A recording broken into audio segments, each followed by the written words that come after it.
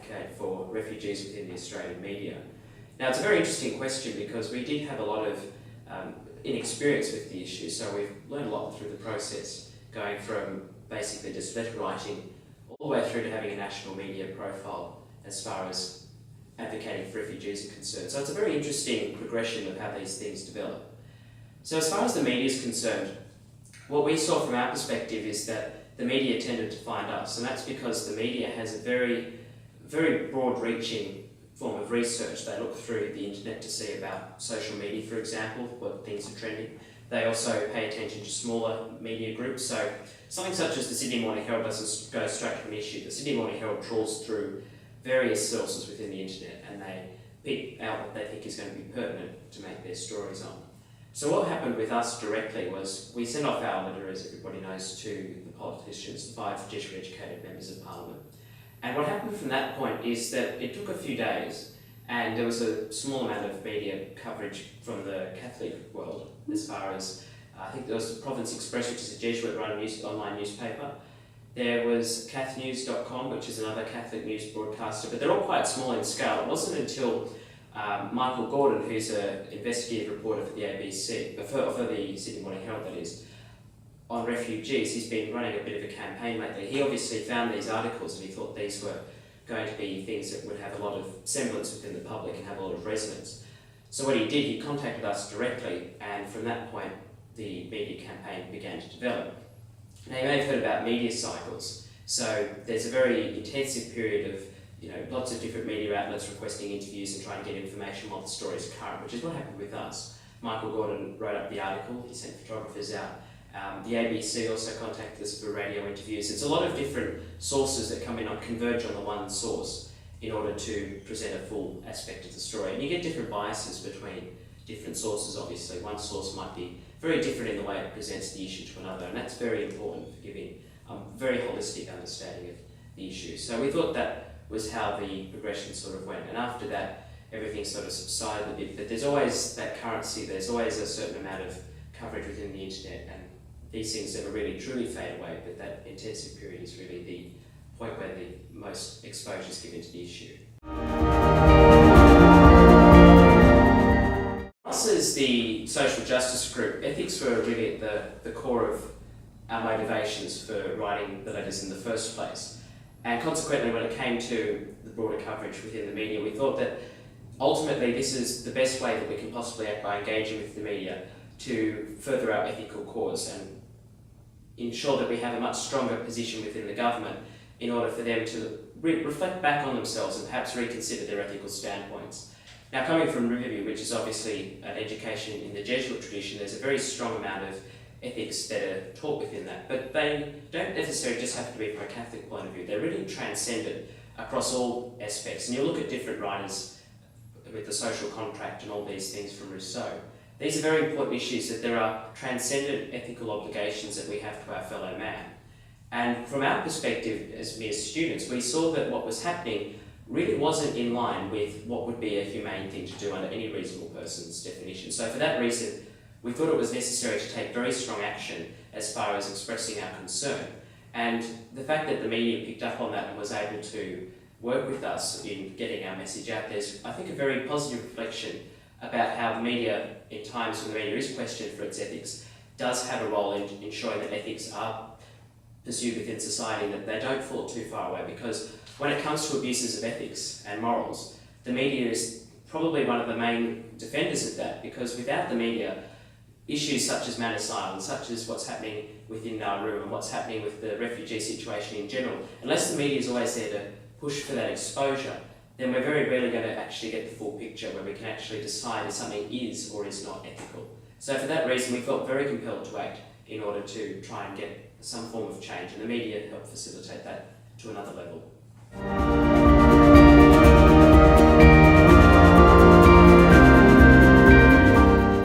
The combination of the individual and the media is very important. Now, obviously the media's role is to present what the individual does, but neither of them can really exist without the other. It's a pretty close relationship. So, for example, the media, if it didn't have individual action, would have nothing to report on. There would be no issues out there. There would be absolutely nothing except for pretty arbitrary reportage.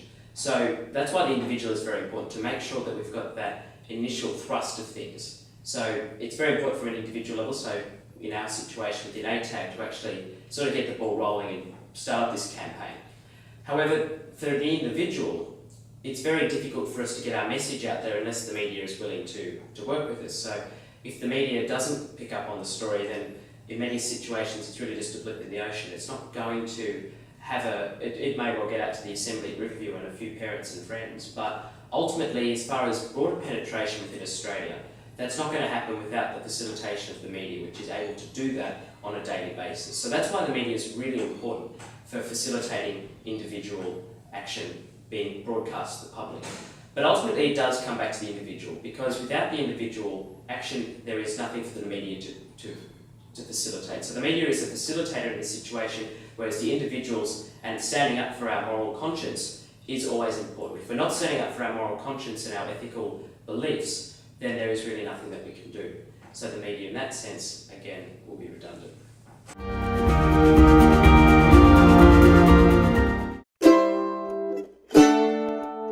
There are lots of ideas how you can change the world. Some people think you should just complain about it. That won't change the world, it'll just make it mad. Some people think you have lots of money, making it rain everywhere you go. Holla for $1. Some people think you have to be really loud and yell a lot. It's like with a bullhorn shouting, "Hey you, do it my way right now, you heard?" Other people choose to just make fun of everything. That's dumb, everyone's dumb. It's easy to make fun of stuff, but it's cooler to make stuff. Some people think changing the world can only be done by the smartest person in the world. Just put them in a room, let them figure it out. The solution of world hunger? Food. Wow, that was so amazing. Some people see the bad in the world and they just decide to ignore it, but that won't help anything. Some people think you have to be really famous and super cool. In fact, lots of people think you have to be really powerful to make a difference, like being mayor or senator or president. But the truth is, a title doesn't make you more important. The world is changed by you. It's one person filled with love, and they just have to live it out, so they do something awesome. Then that person is filled with love, and they do something awesome. It just goes on and on and on and on. And the next thing you know, everything's awesome. Some people think it's impossible to change the world. It's impossible to change the world.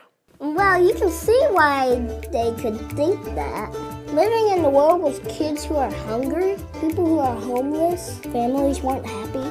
I'm just trying to figure it out like everybody else, man. But I do know this, though. Next time you feel overwhelmed or totally alone, remember this.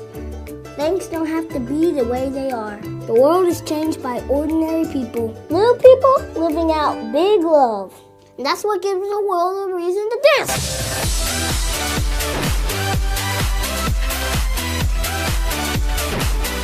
So, how do we change the world? Whether it's helping the homeless with Stoptober, throwing a parade for somebody, or giving an inspired gift, the internet can be an awesome place.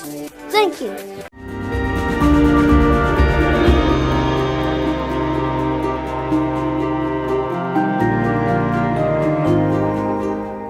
But social media does present opportunities to really get something viral and out there. So in our situation, we were lucky where the media actually came to find us. But as far as an individual building up a profile and building something large enough in order that the media will become interested, there's a few things that would be important to do. So there's a few websites, one which I'm involved with is change.org.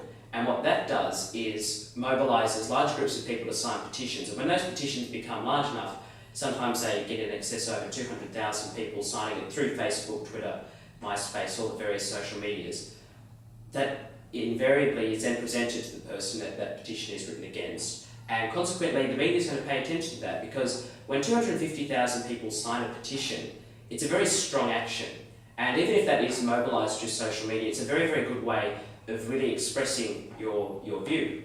But in order to get that 250,000 petition signatures, we've got to take a step back. So firstly, the actual idea itself, the ethical abuse that we've identified, has got to have resonance with a large group of people.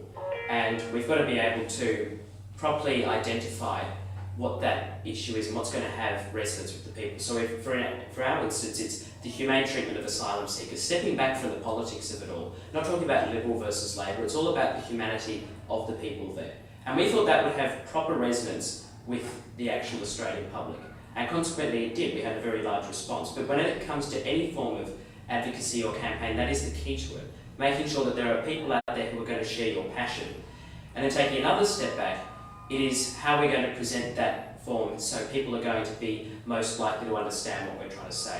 So when it comes down to that thing, it's very important to be able to eloquently express our views. And in that situation, we drafted and redrafted the letters to make sure it was as pertinent and as direct and as properly worded as possible, so our overall message was clearly expressed. And that is the best way to ensure that something does go viral, by taking those steps.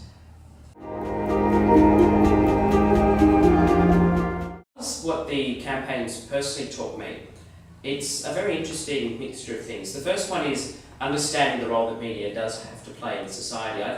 Often we're consumers of media rather than being the direct focus of the media.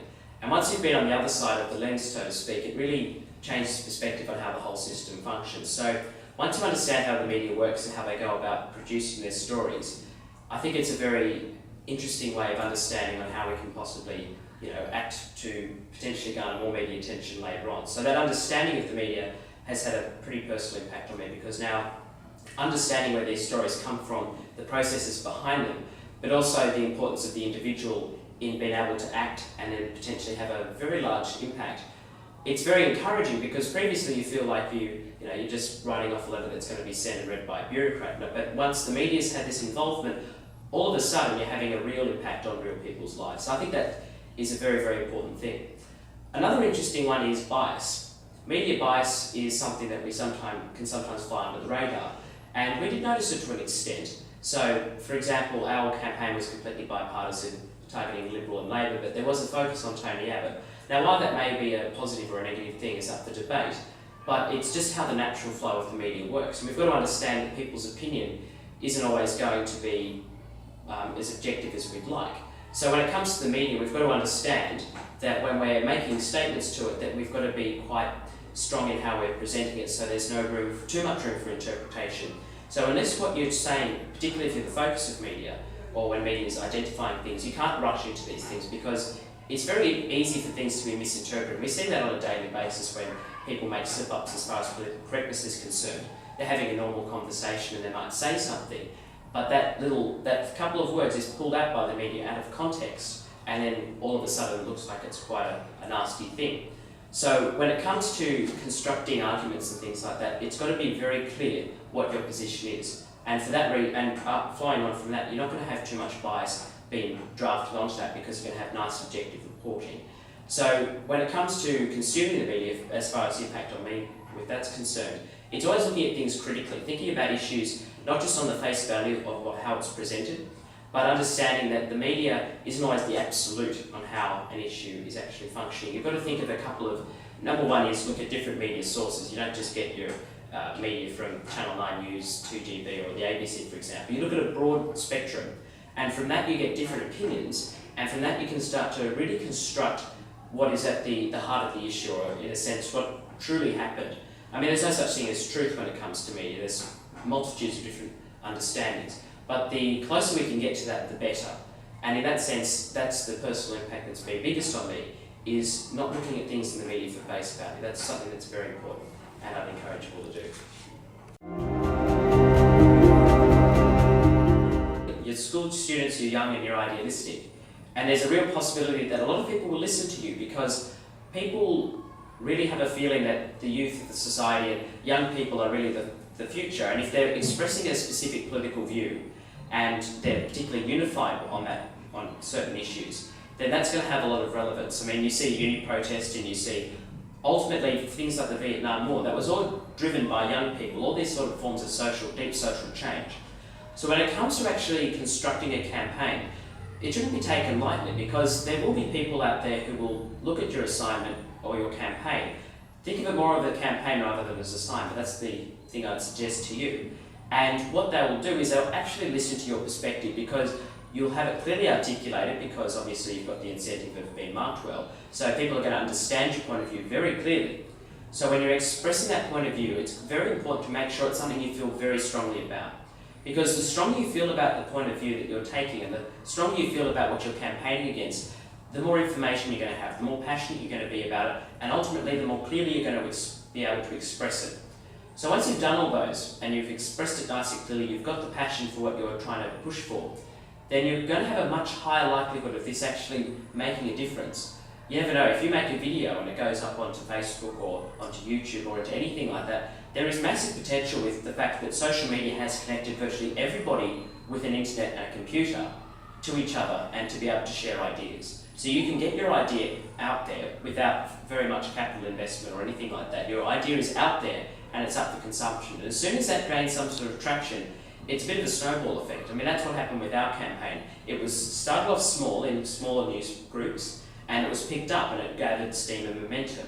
And these are the sort of things that really drive the media these days. So I think when you're constructing your assignments and your campaigns, really think critically about how you're going to present this issue, and think of the possibilities that whatever you're advocating for, these are things that could legitimately become things that we would really like to see advocated for, and the media potentially might even decide to focus us on. So good luck with your campaigns. I'm sure they'll go